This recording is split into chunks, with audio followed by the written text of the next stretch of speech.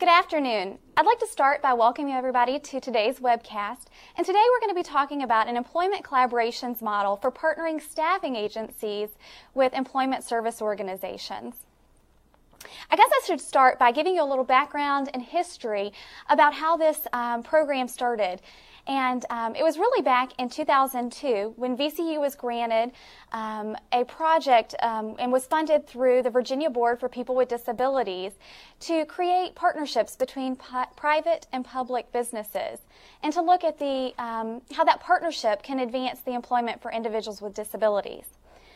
This type of partnership was really the first of its kind in Virginia, and traditionally rehabilitation has not seen staffing agencies and supplemental positions as viable long-term employment opportunities. And through this project, there were a lot of lessons learned.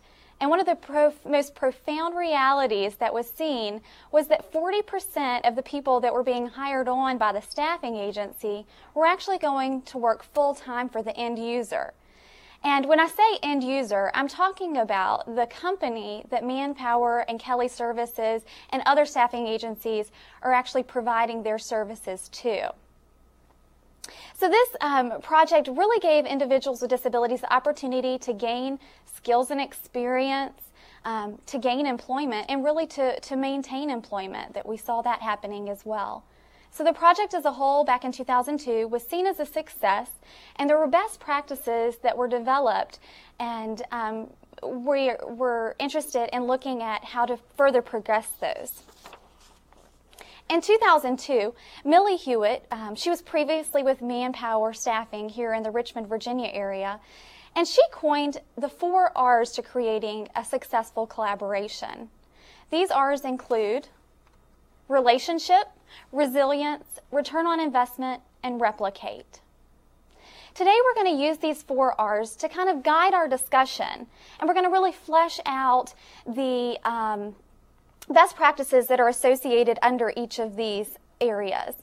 Taking off from this model, the Virginia Commonwealth University was awarded yet another grant to further the demonstration that was previously done in 2002. And so this really carried out that final R of replication. Our current project began back in July of 2004 and was an 18-month replication to be carried out in the Roanoke Valley area of Virginia.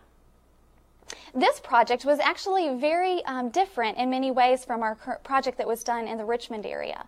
First of all, that it was done in the Roanoke Valley area, which is a much more rural area and covers a larger footprint. Another main distinction was that we were working with Kelly Services in addition to Manpower. Our other partners are the Virginia Department of Rehabilitative Services and the Employment Service Organizations from the Roanoke Valley area as well. For this project, we did have several project objectives. The first, of course, of these was to develop partnerships, to go in and to create partnerships between Kelly Services as well as other staffing organizations with, on the other side, the public sector of the Department of Rehabilitative Services as well as employment service organizations. And in creating these partnerships, we were interested in implementing the collaborative relationship model with the lessons learned from the 2002 project. Another very large part of this project was the education piece of it. We provided many trainings. We created opportunities for the partners to come together and learn from one another during meet and greets as well. The education focused around both sides of the partnership, with providing training to the employment service organizations and the rehabilitation programs on the staffing industry, and really dispelling some of those myths that we have all had over the years regarding the staffing industry. And then on the side of the staffing industry, we were giving them education and training on employment for individuals with disabilities, as well as how the whole rehabilitation area works and how to really maneuver through that and make sure you're speaking with the right resources. Of course, another objective is always to evaluate effectiveness. We wanted to see if the partners involved in this are going to see this partnership as successful in the work that they do day in and day out.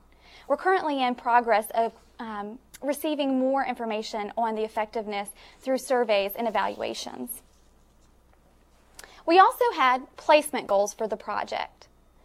These goals were set out in our initial contract with the Virginia Board, and the total number of referrals that we had as of our 5th quarter, which ended on October 1st, was 61 referrals. Of these, 20 have been placed into positions through a staffing agency, and 7 of these individuals have maintained employment for 180 days or greater. Again, like I said, we have one more of our last quarter here to report numbers on. We feel that we're really having a lot of activity in this quarter, and we look forward to seeing our numbers grow even further in the next month. So now that we've talked a little bit about the background of the project and you kind of have an idea of how it developed, I want us to return to the 4 R's and talk about the first one, relationship.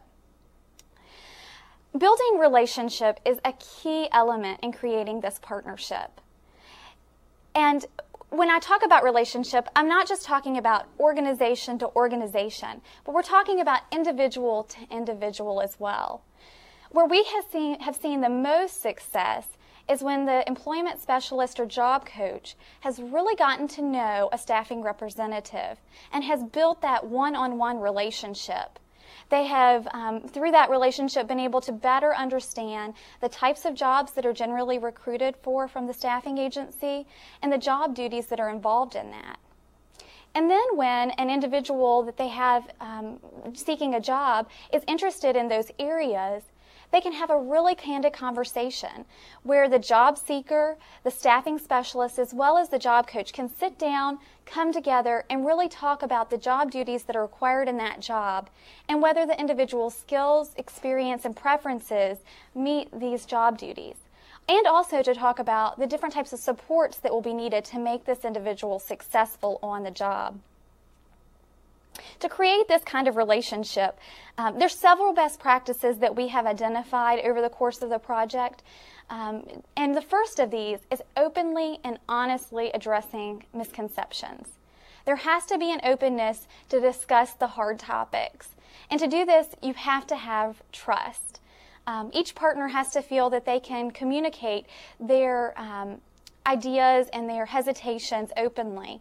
And to build that trust, you want the staffing representative to be able to say, I just don't see how this person can complete this job. I don't see how they're going to be successful. And while it might be so clear to the employment specialist, there needs to be an openness to discuss that position and to help them see it and to not shut the door on that conversation. And to build that trust, we also want to make sure that when these things are communicated, nobody is being judged or caught, or having a fear of being caught doing something wrong, but that those things can be openly communicated. This type of communication and trust does just not happen over one conversation. There has to be a commitment to having lots of interaction with one another. And to have at least weekly communication is what we have seen over the course of this project to be successful for this partnership. As far as the type of communication, you want to really make sure that in your communications you're talking about the important stuff, learning one another's language and really finding a way to have a common context from which to work from. What I want to do now is let you see some video clips from an individual that is in the staffing agency in our Salem branch of Manpower. Her name is Pam Smith, and she has had several years of experience working with individuals with disabilities in her position as a staffing agency, and has really grasped onto this project and has been the main contact for us for the Manpower offices. So let's hear about some of her experiences in building this type of relationship over the course of the project. The employment specialist, also the job coaches and other specialists that are with the local community job rehabs and other services, they are very supportive with the program as far as making sure that individuals that are looking for employment are referred over to us.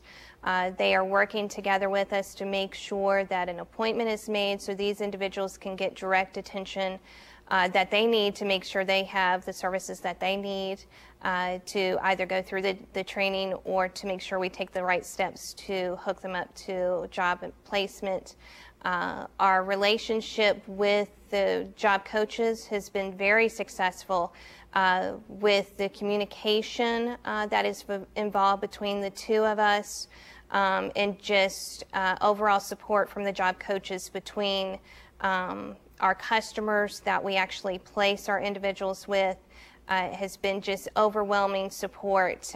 They are right there at a phone call to help answer any questions, be there for an interview at the customer site or at the Manpower offices. They are there at a phone call to answer any questions about the individual, to support with accommodations or any other resources that Manpower may need to help support that individual in the placement that they've been given. Our job coaches, one of the things that they really help to support us with is the individual. They will actually go out to our customer site with the disabled person and work with them on the job. So, for example, the assembly line position, if we have someone go out to an assembly line, they will actually stand right beside that person and do the job with them. So the customer actually has two employees for a while to assist with their production. And this helps support that individual with training them on the job, giving them kind of that backbone support to motivate them to say that it's okay, you can do this job, you can do the position, you can be there. So they are there and they will be there with that individual until they are comfortable with what they are doing. Most of the time it could be just a couple days, could be a matter of hours, sometimes it might be a couple of weeks, but they will be there every day for that employee to support them. They also, after they feel that the employee is ready to be on their own, they will come back and support that employee by occasionally coming back like once a week to support that individual by checking on them, seeing how their progress is going, to make sure that there's no problems that have arisen that might have come about, maybe needing an accommodation or anything in that matter. So our job coaches are very successful as far as just overall placement with the individual and giving that support to them. And a big benefit to that is the customer getting that extra employee for that short amount of time with free money, no charges in play with that job coach. So it's a very supportive system with the job coaches. The second R is resilience. In this project, some of the best practices that we have seen is to have the resilience of the partnership. Simply accessing this non-traditional labor source without having the appropriate collaborative efforts in place is not going to make for a successful partnership and not going to help to make the project successful. In fact, when job coaching and a mindset of long-term commitment are not in place, that is when we see projects like this fail. From a staffing perspective, the idea of job coaching is somewhat foreign. And what we hear most often from the staffing representatives is that they have a fear of what their end users are going to think of bringing a job coach in and having on-the-job training for the individual and the employee. We spend a lot of time reviewing this and providing technical assistance with this topic in the project. We know we want to respect the relationship between the staffing organization and its end-user customer, but we also know that for many of the individuals that are receiving services from the employment service organizations, they need job coaching services to make the appropriate match and for retention and advancement of the individual employee. So, when you have this appropriate relationship in place, the job coach can take the time to really give detailed information about the supports that are needed for this individual to be successful. And then the staffing representative needs to broker with their end user the job coaching services. And this can be very easy, especially with the support of a job coach, because they're used to doing that sort of thing. And then also to build on and to work initially with those individual customers that you have the strongest relationships with. When we talk about return on investment, you know, we're looking back at 2002 and then also at our current project, we know that it makes good business sense to create this partnership between public and private business, that it is beneficial to the individuals with disabilities as well as to both of the partners involved. And the more success stories that we have over these projects and through these two demonstrations, the further we can see that there is a return on investment for all of the parties involved. And I think one of the best ways that I can help you understand how this return on investment plays out is to let you hear from not only Pam Smith again, but also to hear from Brian Ard, who works with Kelly Services. And Brian has been working in the staffing industry for many years, but had very little experience working with individuals with disabilities as his position as a recruiter. And I want you to hear from them about how it has affected their lives, how it has been beneficial to their organizations, as well as the communities that they work in. And then also Pam will share a success story with us from her experiences. I think that we do have, I'm less apprehensive certainly about recruiting and interviewing, doing behavioral interviews, and even placing people with disabilities, because for the most part, if they show up in our office, it's because that they want to work. And they're not unlike anybody else in the world who wants to work. They want to work, and they want to figure out, what do I need to do to get to work? The interviewing part of it has become better because they are more apt to tell you what they need on their own, or if they have a job coach, certainly that information is given to you up front. But generally we have found that people are up front and say, I can do this, I am unable to do this, I can do this with limited help, I can do particular functions, I'm not allowed or I'm not able to do this. So they're certainly comfortable. What we find is that we were the ones who were generally uncomfortable in asking the questions. And specifically at Kelly Services, we're trained on ADA and what that means and what we can ask. And for the most part, we have always asked, do you need an accommodation to do the job? We're not having to ask that in this particular program because they are telling us up front what their accommodations are and what they need. And so overall, what we've learned is that this is a good recruiting resource for us, because these are people that are coming to us. The people that are referring them are calling us to say, I have someone, here's what they can do. And it's like having their own agent, which most of us probably would like to have someone calling on their behalf, on our behalf, to do. So for the most part, it's a new recruiting resource for us, because it's someone calling us to say, here's someone, here's what they can do, you know, what do you have for them? We did face some challenges in this project, and they were kind of limited, but we did face some challenges. One of the things we were concerned about, for the most part, was how would our end users, and those are the people that call us to say, we need this particular job and we need this particular assignment filled, how would they receive, you know, someone that required a particular accommodation or a job coach? And we did not have an instance where we ran into that, only because it did not come up. I think that it still will be an issue, and that's something we would want to continue to work on. For the most part, I think the actual accommodation, as far as a physical accommodation, is not going to be an issue. I think when you call someone and say they are possibly going to need a job coach, there may be some apprehension. And what we decided to do as a company at Kelly is really start to educate the companies that we work with and say, this is a program that we're involved with. And at some point in time, we may send someone with a disability who needs an accommodation. And you may not know what that is. You may not know what the disability is. Certainly, if they have a job coach, there's no charge for that person. They're not going to take up space. They may be there for the first day. They may be there for a week. They may come in to check on them. And in essence, they are going to be an extension of Kelly Services, making sure that they do the job that we've sent them there to do. And I think that's a plus. Because even though, when I talk to the customer, I say, even though I can call and say, how does this person do? We do that on a regular basis anyway. Someone will probably be there to see how they're doing. Also, again, because of Kelly's ADA particular program and the ability to do this project, I feel like in the future, even if we don't have someone who is representing an employee, or even if we do, I guess, we will know how better to deal with the recruiting and selection and interviewing process, and then also the placing process for people with disabilities. And we won't have that apprehension. We won't have the issues to face that we've already gone over.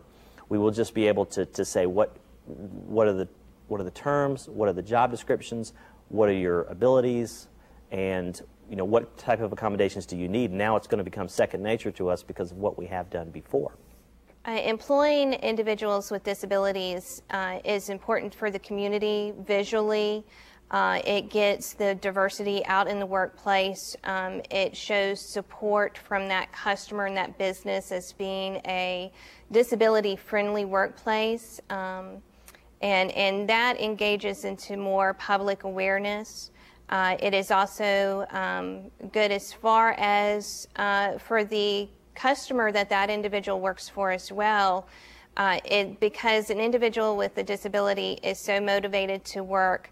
They are very reliable to be there every day, be on time, and just be a very good employee for the customer.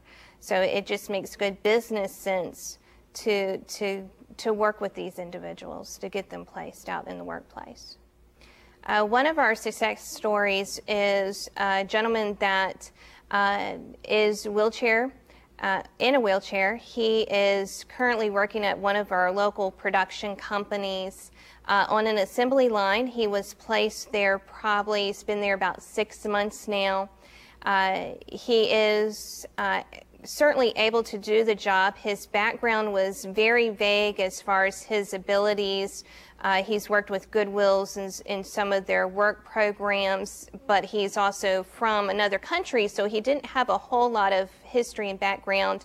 And he was referred from one of the local rehab companies to come to us and see what we could do to get him placed.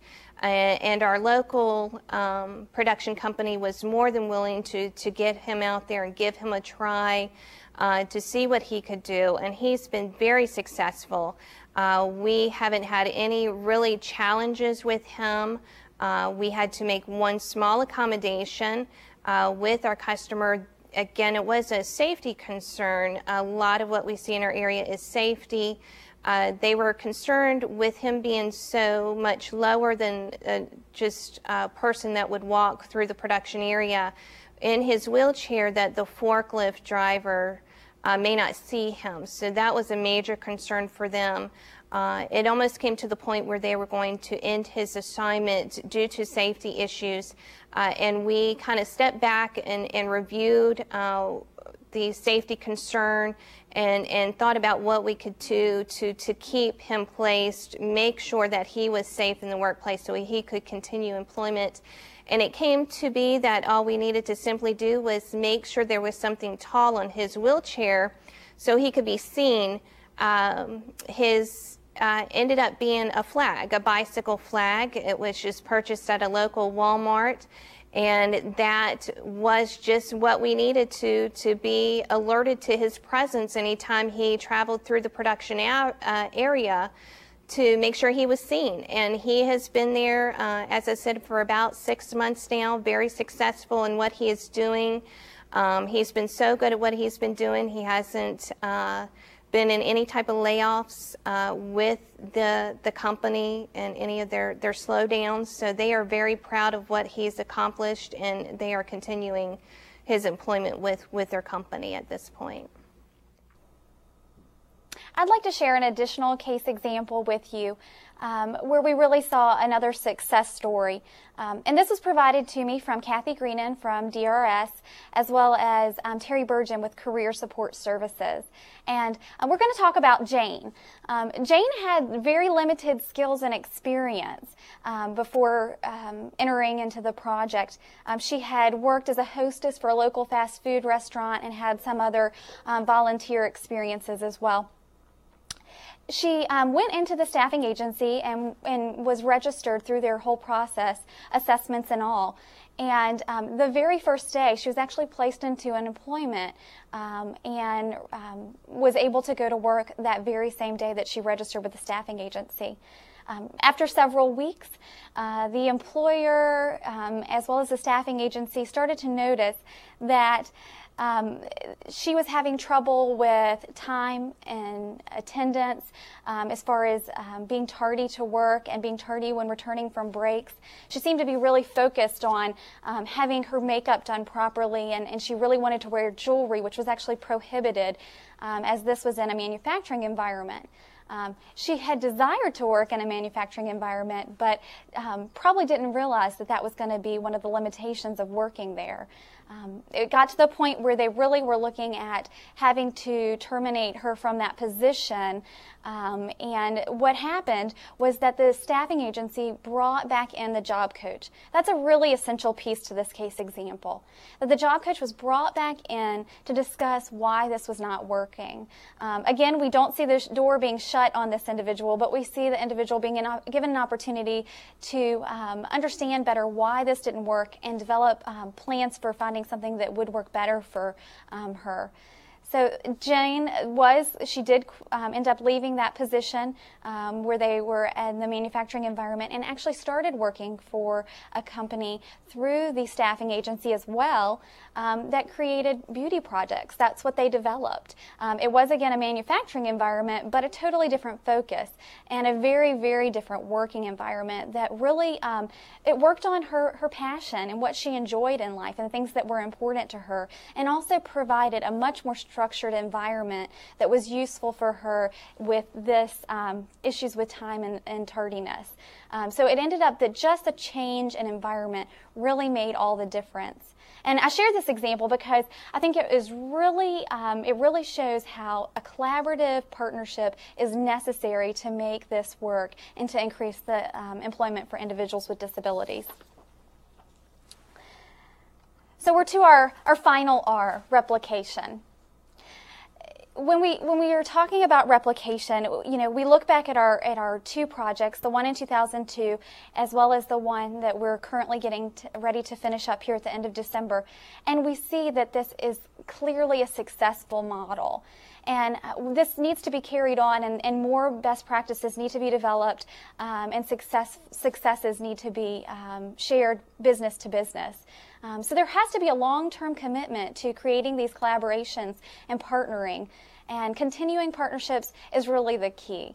And what I want to do is let you hear once again from Brian Ard and from Kelly Services and Pam Smith from Manpower, and hear about their intention to continue with the projects and what they plan to do in the coming years. We hope to generally keep recruiting everyone that walks in the door, and knowing what we have learned about using the services that have been calling on us, we're able to call them when we have specific needs. This is what type of position that we have, and here are the specifics, and do you have someone that you can fit that bill? They're doing what I'm doing. They're trying to match up someone to a particular position, and I'm trying to match up a particular position and someone who can do that. So in being able to call somebody like DRS or Goodwill, they're able to tell us, yes, I do have someone for this, and it adds to what we already do as far as recruiting. There are several sources that we use, and one of the benefits of using these services is that the phone call itself does not cost us anything to say, this is what we're looking for. What do you have, and here's my time frame, and can you refer candidates to me? Can you get back with me in a week? It is now an added recruiting source to what we really didn't think to use before. After the VCU grant program is finished, we will continue to work with the individuals and getting them placed out to employment or the training that they need. We have been proactive in this for years before the grant program came about. Manpower's been proactive with the community and already being a disability-friendly workplace. So we will continue even after the program has finished and completed.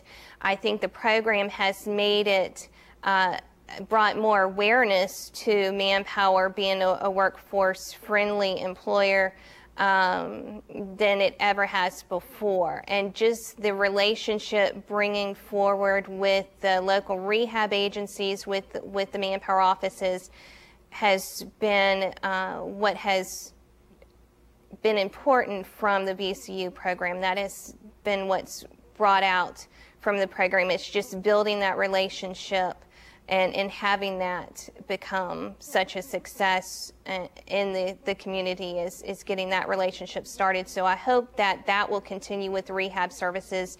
Even after the grant program is gone, we'll continue that relationship and just become stronger together of getting this successful in our Roanoke area. VCU RRTC also has a commitment to further replicate this project and to continue advancing this demonstration. And one of the ways we're doing that is through a 4-year grant program where we're going to really be doing a quantitative study to look at this partnership and how it benefits individuals with disabilities in finding employment.